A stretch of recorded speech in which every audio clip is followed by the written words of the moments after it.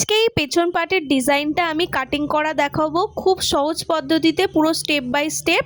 তার সঙ্গে এটাও দেখাবো বোট নেক ব্লাউজ কাটিং করলে সামনের পার্টটা কিভাবে আর্মহোল কাটিং করবে।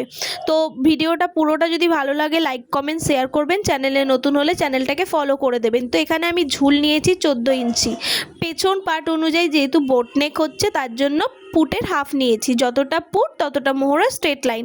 এরপরে তোমাদের যত ছাতি হবে তাকে 4 ভাগ করে নেবে। এখানে 9 ইঞ্চি নিয়েছি, তার সঙ্গে 1 ইঞ্চি এক্সট্রা দিয়েছি মার্জিন।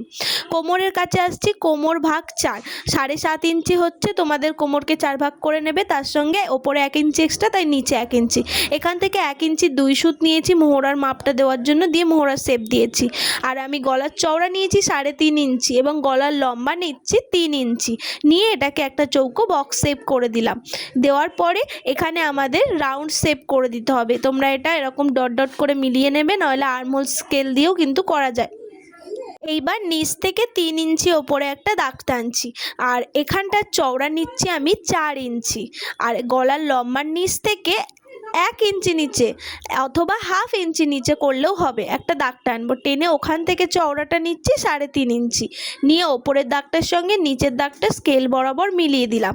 এরপর আমাদের এখানে শেপ দিতে হবে। এরপর আমাদের কিন্তু শেপ দেওয়ার জন্য আর্মহোলস ফ্রেঞ্চ কাপ স্কেলটা কিন্তু লাগবে। এইভাবে ধরবো, এইরকমভাবে নিয়ে আমাদের এই রাউন্ড শেপটাকে দিতে হবে। দেখো এখানে কি সুন্দর রাউন্ড শেপ চলে এসছে, ওপরে যেরকম আছে সেম টু সেম।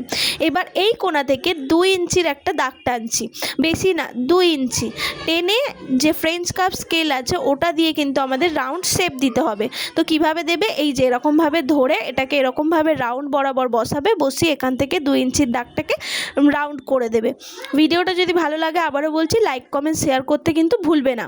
এবার 3 ইঞ্চি নিচে একটা দাগ টানবো, প্রথমটা 2 ইঞ্চি, এবার আসছি 3 ইঞ্চি নিচে দাগ টানলাম। সেমভাবে ফ্রেঞ্চ কাপ স্কেল নেবে, নিয়ে এটাকেও কিন্তু এরকমভাবে রাউন্ড শেপ করে দেবে। এটা একটু চওড়াটা বেশি হবে। এরপরে আসছি লাস্ট একদম ওখান থেকে ধরবো, আর যেই এদিকে রাউন্ড শেপ করেছি ওইটাকে নিয়ে ফ্রেঞ্চ কাপ স্কেল বসিয়ে আবার একটা রাউন্ড শেপ করে দিতে হবে। তোমরা ওপরের শেপটার দিকে লক্ষ্য করো এবং নিচের শেপটা দেখো, একদম কিন্তু পারফেক্ট স্টেপ বাই স্টেপ আমি দেখিয়ে দিলাম। এটা কাটিং করার পর কিন্তু একদম ওপরের মতো সেম টু সেম আসবে।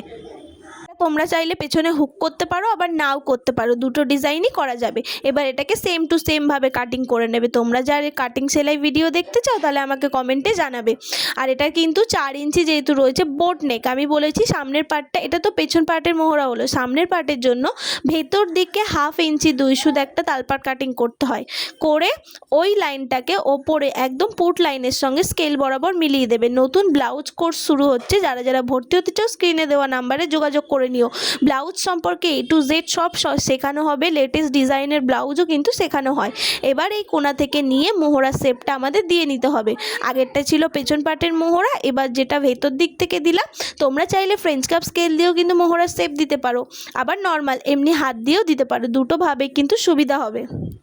দেখলে কত সুন্দর মোহরা শেপ দিয়ে দিলাম। আবারও বলছি নতুন অনলাইন ক্লাস শুরু হচ্ছে, যারা যারা ভর্তি হতে চাও স্ক্রিনে দেওয়া নাম্বারে যোগাযোগ